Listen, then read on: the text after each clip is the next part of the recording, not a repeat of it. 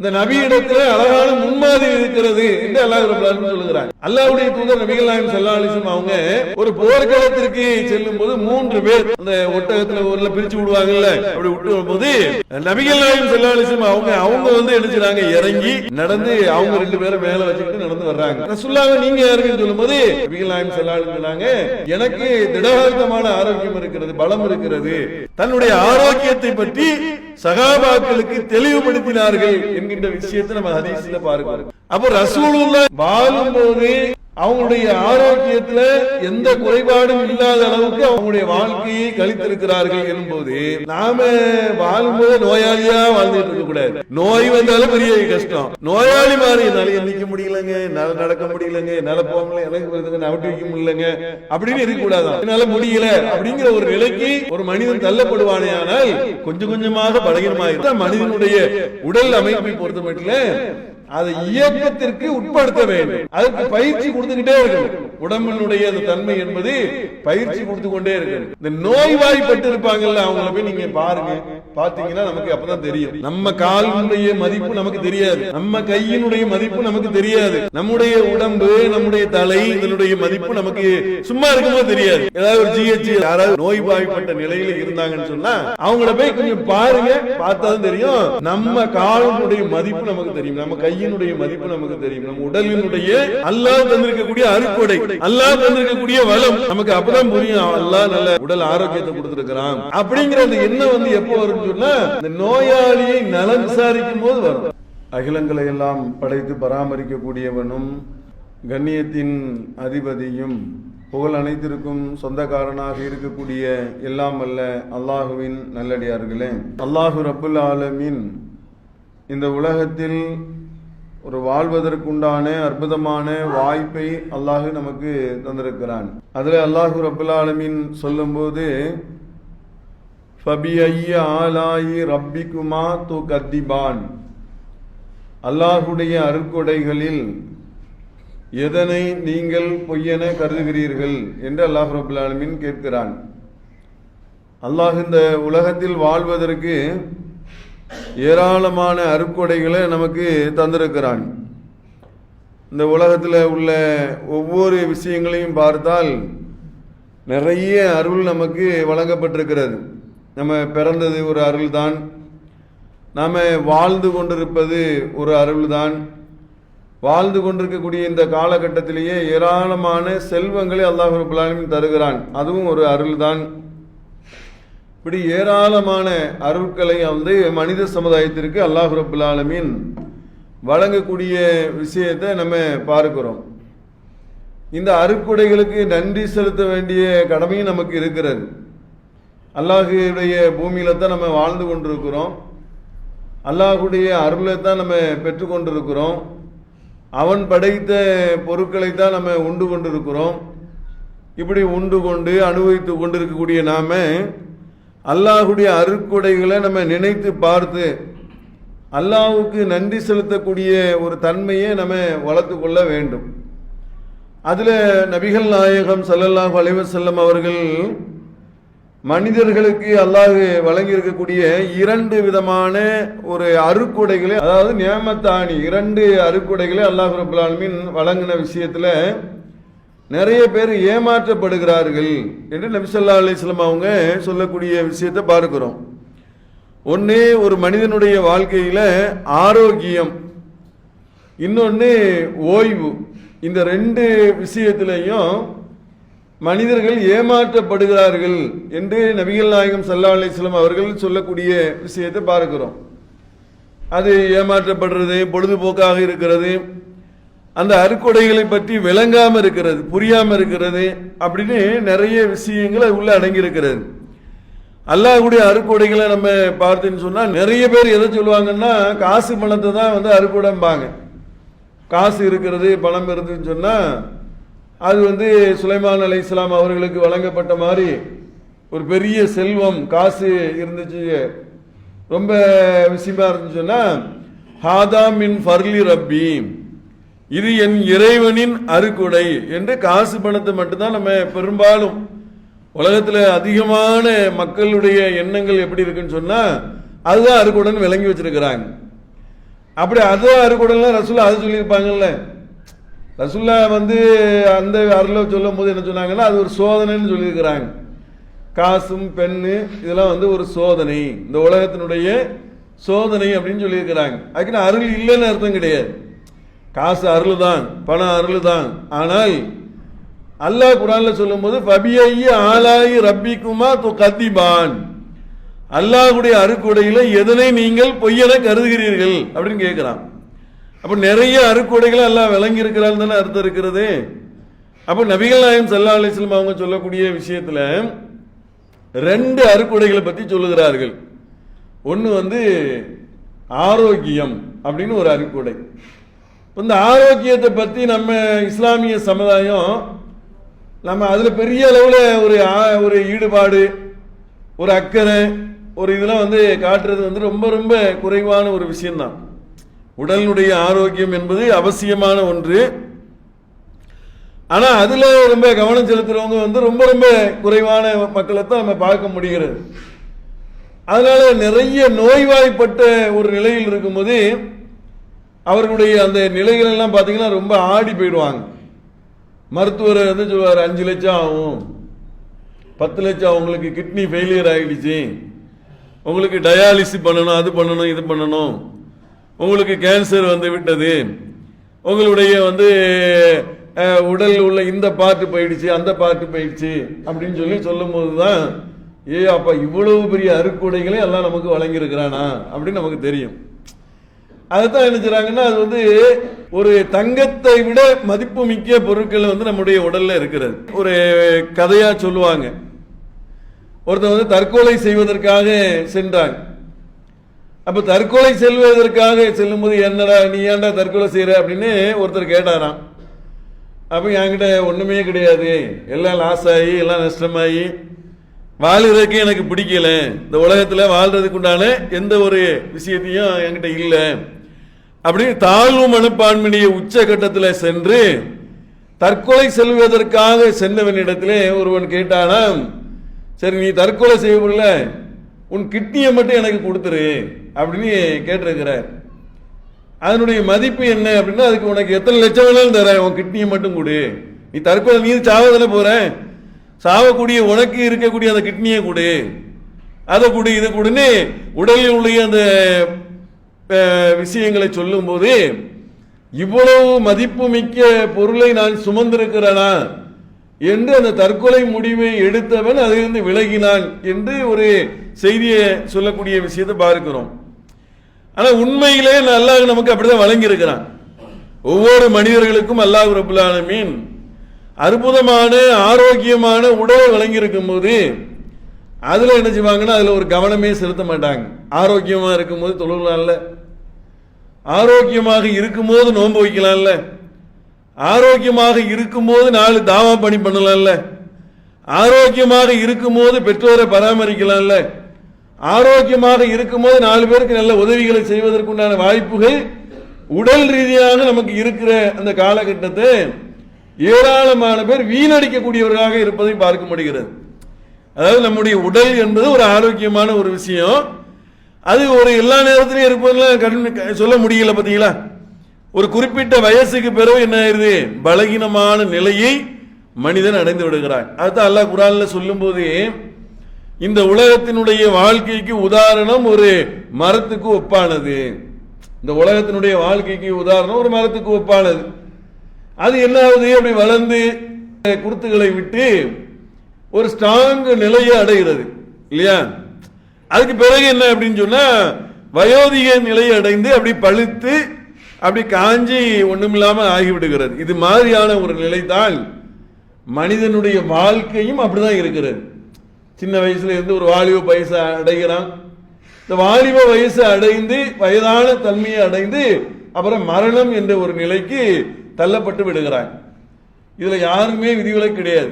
ஆனா வாழ்க்கையினுடைய ஆரம்பத்தில் இருந்து இறுதி வரைக்கும் ஆரோக்கியமாக வாழக்கூடிய இருக்கிறான் பாருங்க, அவன் தான் உலகத்திலேயே மிகப்பெரிய செல்வம் படைத்தவன். எல்லாம் விலையும் கிடந்து உலகத்துல ஒரு பெரிய செல்வம் என்ன அப்படின்னு சொன்னா, நம்முடைய உடம்பு தான். படுத்த படுக்கையா கிடக்கல, 4 பேருக்கு நம்மளால சிரமம் இல்லை. அப்படியே அந்த சிரமம் நல்லவங்க கூட கெட்டவங்களா மாறிடுவாங்க. 2-4 நாள் படுத்து பாருங்க, படுத்தா என்ன தெரியுமா, படுக்கையில கிடந்தேன்னு சொன்னா மனைவி கூட பராமரிக்கணுமா அப்படின்னு ஆயிடுவாங்க. பெத்தவங்க படுக்கையில கிடந்தாங்கன்னு வைங்க, பிள்ளைகள் வெறுப்புக்குரியவர்களாக மாறக்கூடிய நிலைகள்லாம் ஆகிவிடும். அப்படிலாம் இருக்கிறது. அப்ப ஆரோக்கியம் எவ்வளவு பெரிய முக்கியத்துவம் வாய்ந்தது என்று நாம என்றைக்காவது உட்கார்ந்து சிந்தித்து பார்த்திருக்கோமா? ஆனா நபிகள் நாயகம் ஸல்லல்லாஹு அலைஹி வஸல்லம் அவர்கள் அவங்க அந்த ஆரோக்கியத்திற்கு அதிக முக்கியத்துவம் கொடுத்திருக்கிறாங்க. ரசூலுல்லாஹ்வுடைய இந்த வாழ்க்கையை பார்த்தீங்கன்னு சொன்னா என்னமோ முடியாத இயலாத ஆள் மாதிரி ரசூலுல்லாஹ்வை என்ன செஞ்சிருக்கிறாங்க. அதனாலதான் நம்மளையே சில பேர் ரசூலுல்லாஹ்வை பின்பற்றுகிறங்கிற பேர்ல என்ன ஆயிடுவாங்கன்னா கடைசியில இந்த இயலாத தன்மையைத்தான் ரசூலுல்லாஹ்வுக்கு அளவுகோல். அவர் ரொம்ப ஒரு மாதிரியான உடம்புலாம் ஒரு மாதிரியான நிலைக்கு மாறி இந்த தப்லீக்காரங்கெல்லாம் அப்படி ஒரு மாதிரியே போறாங்க இல்லையா, இதெல்லாம் ரசூலுல்லாஹ்வை நாங்க பின்பற்றுறோம் அப்படிங்கிற நிலையில பார்க்கக்கூடிய சூழ்நிலையை பார்க்கிறோம். ஆனா ரசூலுல்லாஹ் அப்படி இருந்தாங்களா? நபிகள் நாயகம் ஸல்லல்லாஹு அலைஹி வஸல்லம் அவங்கள பார்த்தா அவங்கள பத்தி ஹதீஸ்ல வருது. அதாவது ஒரு போர்க்களத்துல அதற்காக என்ன செய்றாங்க, அகழி வெட்டுறாங்க, அகழி தோண்டிக்கிட்டு இருக்கிறாங்க. அப்படி தோண்டிக்கிட்டு இருக்கும்போது பாறைகள் இருக்குது. அது சகாபாக்கள் எடுத்து என்ன உடைக்கிறாங்க, அடிக்கிறாங்க, உடைய மாட்டேங்குது. நபிகள் நாயகம் ஸல்லல்லாஹு அலைஹி வஸல்லம் வாங்கி ஒரே அடி அடிக்காங்க, துண்டா நொறுங்குது, சுக்கு நூறா நொறுங்குது. எப்படிப்பட்ட உடம்பு பார்த்தீங்களா? ரசூலுல்லாஹ்வுடைய அந்த ஆரோக்கியமான உடம்பு எப்படின்னு சொன்னா ஒரு அடி அடிக்கிறாங்க, சகாபாக்கள் அடிக்கிறாங்க, உடைய மாட்டேங்குது. ரசூலுல்லாஹ் வாங்கி ஒரு அடி அடிக்கிறாங்க, சுக்கு நூறா நொறுங்குது. அப்படிப்பட்ட ஆரோக்கியத்தினுடைய ஒரு உச்சகட்டமாக ஒரு வலுவான உடல் அமைப்பை பெற்றவர்களாக அல்லாஹ்வுடைய தூதர் நபிகள் நாயகம் ஸல்லல்லாஹு அலைஹி வஸல்லம் அவங்க இருந்திருக்கிறாங்க அப்படிங்கிற விஷயத்தை பார்க்கிறோம். லக்கது கானலக்கும் பி ரசூலுல்லாஹி உஸ்வத்துல் ஹஸனா, இந்த நபியிடத்திலே அழகான முன்மாதிரி இருக்கிறது என்று அல்லாஹ் ரப்பல் ஆலமீன் சொல்லுகிறாங்க. இந்த ரசூலை நீங்க பின்பற்றணுமா, நபியை பின்பற்றுங்க, ரசூலை பின்பற்றுங்க, அவங்கள்ட்ட முன்மாதிரி இருக்கிறது என்று அல்லாஹ் ரப்பல் ஆலமீன் ரசூலுடைய வாழ்க்கையை நமக்கு முன் மாடலாக சொல்லக்கூடிய விஷயத்தை பார்க்கிறோம்.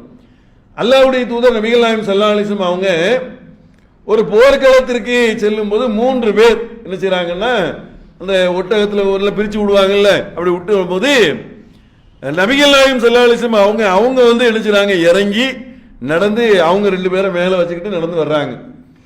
அப்போ ரசூலுல்லாஹ் என்ன செய்றாங்க, ரசூலுல்லாஹ் நீங்க யாருங்கன்னு சொல்லும் போது ஏன் நான் ஆரோக்கியமாக இருக்கிறேன், நபிகள் நாயகம் ஸல்லல்லாஹு அலைஹி வஸல்லம் சொன்னாங்க எனக்கு திடகார்த்தமான ஆரோக்கியம் இருக்கிறது, பலம் இருக்கிறது என்று தன்னுடைய பலத்தை பற்றி நபிகள் நாயகம் ஸல்லல்லாஹு அலைஹி வஸல்லம் அவர்கள் தன்னுடைய ஆரோக்கியத்தை பற்றி சகாபாக்களுக்கு தெளிவுபடுத்தினார்கள் என்கின்ற விஷயத்தை நம்ம ஹதீஸ்ல பார்க்கிறோம். அப்போ ரசூலுல்லாஹ் எப்படி இருந்திருக்கிறாங்கன்னு சொன்னா வாழும்போது அவங்களுடைய ஆரோக்கியத்துல எந்த குறைபாடும் இல்லாத அளவுக்கு அவங்க என்ன செஞ்சிருக்கிறாங்க, அவங்களுடைய வாழ்க்கையை கழித்திருக்கிறார்கள் எனும் போது நாம வாழும்போது நோயாளியா வாழ்ந்துட்டு இருக்க கூடாது.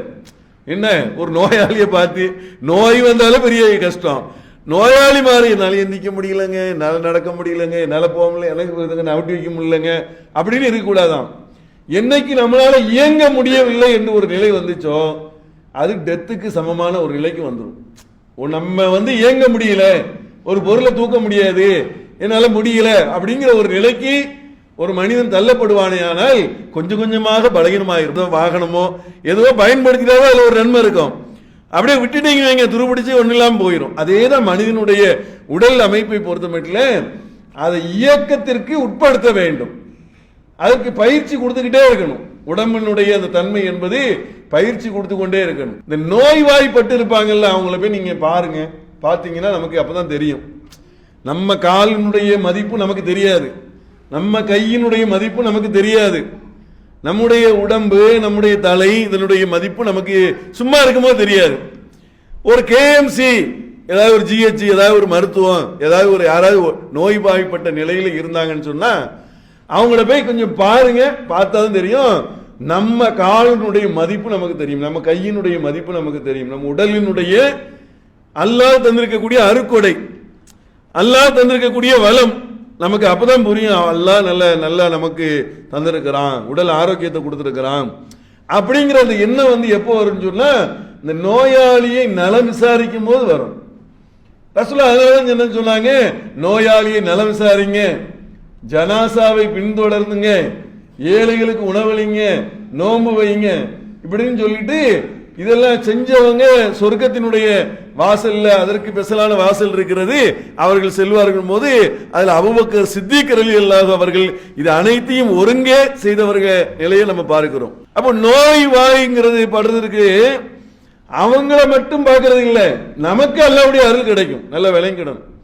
அதுதான் நபிகள் நாயகம் ஸல்லல்லாஹு அலைஹி வஸல்லம் அவங்க சொன்னாங்க, நோயை கொடுக்கிறவன் அல்லாஹ் தான், நோயை அல்லாஹ் தான் கொடுக்குறான், அல்லாஹ் தான் எடுக்கிறான். நோயை கொடுப்பவனே, நோயை எடுக்கிறவனே, நீ இந்த நோயை முற்றிலுமாக என்ன செஞ்சிரு, நீக்கி குணமாக்கி கொடு, உன்னை தவிர நோயை குணப்படுத்துவன் யாரும் இல்லை என்று அந்த துஆவுலயே அல்லாஹ்வுடைய அருளும் அல்லாஹ்வுடைய இந்த வல்லமையையும் தெளிவுபடுத்தக்கூடிய ஒரு விஷயத்தை பார்க்கிறோம். அப்ப நோய்வாய்ப்படாத நேரத்தில் இருக்கும்போது கண்டதை எடுத்து அடிச்சு சாப்பிடுறது, அதை போட்டு இதை போடு எல்லாம் என்னமோ அது டேங்கு மாதிரி உள்ள என்னது எல்லாத்தையும் ஒரு கரெக்டா கனெக்ட் பண்ணி சாப்பிடுறதா இருந்தாலும் சரி, ஒரு தூங்குறதா இருந்தாலும் சரி, நம்முடைய நேரம் இருக்குல்ல அது பாட்டுக்கு மணிக்கணக்கில் தூங்கினா கண்ணு என்ன ஆகும், அவ்வளவு போயிடும். அப்புறம் கண்ணாடி போடணும், அப்புறம் அதுக்கு உண்டான பிரச்சனைகள் வரும் இல்லையா. தொழில் ரீதியாங்கிறது வேற விஷயம். ஆனா அந்த உடலில் இருக்கக்கூடிய ஆரோக்கியத்தை முறையாக நம்ம பயன்படுத்தவில்லை என்று சொன்னால் அது ஒரு பெரிய பலகீனம், பெரிய நஷ்டம் நம்முடைய எல்லா துறைகளிலும் இருக்கிறது, எல்லா விஷயங்களும் இருக்கிறது. அதனால அது ரசூலுல்லாஹ் அணிஞ்சாங்க, ஒருத்தர் ஆரோக்கியம் விஷயத்தில் கவனமாக இருக்க வேண்டும், அது அருள், அது பாக்கியம். நாங்க அதை கண்டினியூவா சாவர வரைக்கும் நம்ம வச்சிருக்கணும். ஏன்னா அது நம்ம கையில மரண தருவாய் வரைக்கும் நம்முடைய கையில இது கொடுக்கப்பட்டிருக்கிறது. எது, நம்முடைய உடம்பை முடிந்த அளவுக்கு ஆரோக்கியமாக வைத்துக் கொள்வதற்கு வாய்ப்பு நமக்கு வழங்கப்பட்டிருக்கிறது. அப்போ வாக்கிங் போலாமா, எக்ஸசைஸ் பண்ணலாமா, அதெல்லாம் அழகா பண்ணலாம். ரசூலுல்லாஹ் பண்ணியிருக்கிறாங்க.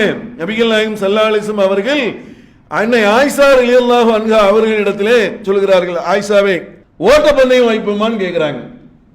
ரசூலுல்லாஹ் என்ன செய்றாங்க, அவங்க மனைவி இடத்துல கேட்கிறாங்க, ஓட்டப்பந்தயம் வைப்போமா அப்படிங்கிறாங்க.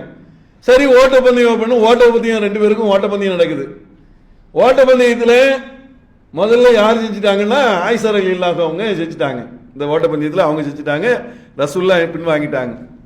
கொஞ்ச நாள் ஆகுது, ஒவ்வொரு வருடமோ 2 வருடமோ ஆன பிறகு திரும்ப ஒரு நாள் கேட்கிறாங்க, ஆயிஷாவே இன்னைக்கு ஓட்டப்பந்தயம் வைப்போமான்னு கேட்கிறாங்க.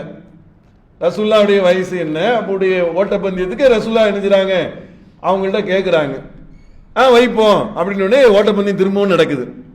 இந்த ஓட்டப்பந்தயத்தில் ரசூலுல்லாஹ் ஜெயிச்சிட்டாங்க. பாருங்க, முதல்ல ஆயிஷா ரலியல்லாஹு அன்ஹா அவங்க ஜெயிச்சாங்க, 2வது தடவை யாரு ஜெயிச்சா, ரசூலுல்லாஹ் ஜெயிக்கிறாங்க. ஜெயிச்சிட்டு ரசூலுல்லாஹ் சொன்னாங்க, அதுக்கு இது சரியா போச்சுன்னுட்டாங்க. அன்னைக்கு நான் பின் வாங்கினதுக்கு இன்னைக்கு சரியா போச்சு அப்படின்னு சொல்லி நபிகள் நாயகம் ஸல்லல்லாஹு அலைஹி வஸல்லம் அவர்கள் ஓட்டப்பந்தயம் வைத்திருக்கிறார்கள். அது மாத்திரமல்ல, பெருநாள் தினத்தில் சஹாபாக்களுக்கு மத்தியிலே வீர விளையாட்டு வைக்க சொல்லி வலியுறுத்தினார்கள். நம்மளை இப்ப வைக்கிறது இல்லை. நம்ம என்ன செய்வோம், பெருநாள்ல திடல் தொழுகை முடிஞ்ச உடனே போய் ஒரு ஃபுல்லா ஒரு கட்டு கட்டிட்டு அந்த ஆளை சாஞ்சிடுறதா முடிஞ்சு போச்சு இல்லையா. ஆனா அதுக்கு ஒரு தூக்கம், ஸ்பெஷல் தூக்கம் இருக்குன்னு வைங்க பெருநாள் அன்னைக்கு, அது வேற விஷயம். ஆனா ரசூலுல்லாஹ் காலத்துல என்னவா, வீர விளையாட்டுகள் வைப்பார்கள், அந்த வீரத்துக்கு முக்கியத்துவம் கொடுப்பாங்க, உடலுக்கு ஆரோக்கியத்திற்கு முக்கியத்துவம் கொடுப்பாங்க அப்படிங்கிற விஷயத்தை நபிகள் நாயகம் ஸல்லல்லாஹு அலைஹி வஸல்லம் அவங்களுடைய வரலாறுல இருந்து நம்ம பார்க்கிறோம். ரசூலுல்லாஹ் அப்படியே ஒட்டகத்துல ஏறினாலும் இறங்கினாலும் அது போற ஸ்பீடுக்கு அவங்க அந்த வயசுலயே என்ன செய்வாங்க, அதை ஓட்டி செல்லக்கூடியவராக இருந்தார்கள் என்கின்ற விஷயம். போர்க்களத்துல கலந்துருக்காங்கல்ல, அப்ப போர்க்களத்துல கலந்து கொள்ளணும்னா சாதாரண ஆட்கள் போய் நிக்க முடியுமா? அப்படி வேணும்னா ஒரே மீச்சுக்கு ஆளை தள்ளிடுவான், வாழே தேவையில்லை. ரசூலுல்லாஹ் என்ன, சகாபாக்கள் என்ன, அப்படி போர்க்களத்துல போய் நின்னா எதிரிகளை வீழ்த்தக்கூடிய அளவுக்கு வீரம். அப்படின்னா எவ்வளவு பெரிய வீரமிக்கவர்களாக உடல் ஆரோக்கியத்தை அவர்கள் பேணி வளர்த்திருக்கிறார்கள் என்கின்ற விஷயத்தை பார்க்கிறோம். அதே மாதிரி ஓய்வு ஒரு அருக்குடை அப்படின்னு ரசூலுல்லாஹ் சொன்னாங்க. ஓய்வு இருக்கு இல்லையா, அது ரொம்ப முக்கியமானது. இப்போ நம்முடைய வாழ்க்கையில பல சந்தர்ப்பத்தில் நமக்கு நேரங்கள் நிறைய கிடைக்கும். ஓய்வுங்கிறது நேரத்தினுடைய தன்மதனை, நிறைய நேரங்கள் கிடைக்கும். இந்த நேரத்தை என்ன செய்வான்னா மனுஷன் என்ன செய்வான், சில பேர் தூங்கியே கழிச்சிருவான். சில பேர் என்ன செய்வான்னா தூங்கினா அவ்வளோதான், எழுப்பவே முடியாது, அவன் பாட்டு தூங்குவான். எத்தனை மணி நேரம், ஏற்கனவே நைட்டு ஃபுல்லாக தூங்கியிருப்பான், பகல் ஃபுல்லாகவும் தூங்குவான். தூக்கத்திலேயே சுபு தொழுகைக்கு போக மாட்டாங்க. இப்போ ஒரு ஓய்வு அது ஒரு நேரம் தானே. அந்த நேரத்தை கணிச்சு சுபுவுக்கு நம்ம போகணும், லுகருக்கு போகணும், அந்த நேரத்தை கரெக்டா நம்ம ஃபாலோ பண்ணணும், கரெக்டா தொழுகணும், கரெக்டா அந்த நேரத்தை சரியா செலவு செய்யணும் அப்படின்னு சொல்லி நேரத்தை வீணாக்க ஆக்கி விடாமல். விளையாட்டுனா 8 மணி நேரம் 10 மணி நேரம் விளையாடுற ஆட்கள்லாம் இருக்கிறாங்க. அப்படியே விளையாட்டுலயே ஒரு நாள் ஃபுல்லா போயிடுச்சு. சுபு எங்கப்பா போச்சு, அது விளையாட்டுல போயிடுச்சு. லுகரு அதுவும் விளையாட்டுல போச்சு. மகரிபு அதுவும் போயிடுச்சு. அசரும் போயிடுச்சுன்னு சொன்னா அப்போ அந்த விளையாட்டுல கேம்ல இன்னைக்கு பாத்தீங்கன்னா இளைஞர்கள் கேம்ல அதிகமாக அடிக்ட் ஆகக்கூடிய ஒரு நிலையை பார்க்கிறோம். என்ன நம்ம முஸ்லீம் பசங்க 27வது அன்னைக்கு என்ன செய்யறாங்களாம், லைலத்துல் கதிர் இரவு தேடுறாங்களாம். படிக்கட்டுல பள்ளிவாசல அங்கெல்லாம் உட்காந்துட்டு ஆடுறா சுடுறாங்களாம். என்ன 27, 29, 23ல லைலத்துல் கதிருடைய இரவை எப்படி தேடிக்கிட்டு இருக்கிறான், அட்ரா சுடுறா வெட்டுறான்னு சொல்லிட்டு நம்ம எல்லாம் பள்ளிவாசல உட்காந்து அவன் பைக்கில் உட்காந்துக்கிட்டு என்ன செய்யறான், பைக்கில் வெளியில உட்காந்துக்கிட்டு இது மாதிரி இபாதத்து செஞ்சுக்கிட்டு இருக்கிறாங்க. இது இபாதத்தா, இது வணக்கமா, இது நேரத்தை வீணாக ஒண்ணுமே இல்லை. அதுல ஏதாச்சும் ஒண்ணு இருக்கா, ஒண்ணுமே கிடையாது. நினைச்சு பார்த்தா சும்மா பொம்மலாட்டம் தான். பொம்மலாட்டம் விளையாடுறாங்கல்ல, இந்த பொம்மலாட்டத்திற்கு பல மணி நேரத்தை செலவு செய்யறான். தாய்க்கு நேரத்தை செலவு என்ன செய்ய காணும், தந்தைக்கு நேரத்தை செலவு செய்ய காணும், குடும்பத்தாருக்கு நேரத்தை செலவு செய்ய காணும், நம்முடைய சகோதரர்களுக்கு, நோய்வாய்ப்பட்டவங்களுக்கு, இயலாதவர்களுக்கு, முடியாதவர்களுக்கு நம்முடைய நேரத்தை செலவு செஞ்சா பயனுள்ள நேரமா இருக்கும் இல்லையா? அதுதான் ரசூலுல்லாஹி சொன்னாங்க, ஓய்வு ஒரு அருக்கொடை. நமக்கு ஓய்வு கிடைச்சுன்னு வைங்க, அது அந்த நேரத்தை வேற யாராவது 4 பேருக்கு செலவு பண்ணலாம்ல, நல்ல காரியத்துக்கு செலவு பண்ணலாம்ல என்று நபிகள் நாயகம் ஸல்லல்லாஹு அலைஹி வஸல்லம் அவங்க இந்த ஓய்வு ஒரு அருக்கொடை, அந்த விஷயத்துல நீங்க ஏமாந்துடாதீங்க. அது அல்லாஹ் தந்திருக்கக்கூடிய ஒரு பாக்கியம். மத்ததெல்லாம் நம்ம பாக்கியம் வழங்கி வச்சிருக்கோம்ல. ஏன்டா 2 தங்க காயின் இருக்கு, 3 தங்க காயின் இருக்குன்னா என்ன செய்யறான், பாக்கியம். காருன்னா பாக்கியம் வழங்கி வச்சிருக்கிறான், வீடுன்னா பாக்கியம் வழங்கிருக்கான், புள்ளன்னா பாக்கியம் வச்சிருக்கிறான் இல்லையா? இதெல்லாம் வழங்கி வச்சிருக்க மாதிரி எனக்கு ஆரோக்கியம் இருக்கிறது அது பாக்கியம், எனக்கு நேரம் இருக்கிறது அது பாக்கியம், அல்லாஹ்வுடைய அருள். அப்ப அந்த அருட்கொடைகளை வீணடிச்சிடாதீங்கிறாங்க. மத்ததை வீணடிக்கிற மாதிரி இதையும் வீணடிச்சிடாதீங்க, இந்த விஷயத்துல ஏமாந்து விடாதீங்க என்று நபிகள் நாயகம் ஸல்லல்லாஹு அலைஹி வஸல்லம் அவங்க இந்த 2 விஷயத்தையும் அருக்குடன் இருக்கிறாங்க. அந்த விஷயத்துல கூடுதல் கவனம் செலுத்தக்கூடியவர்களாக இருக்க வேண்டும் என்று கூறி நிறைவு செய்கிறேன். அல்ஹம்துலில்லாஹ். அல்லாஹு அக்பர், அல்லாஹு அக்பர்.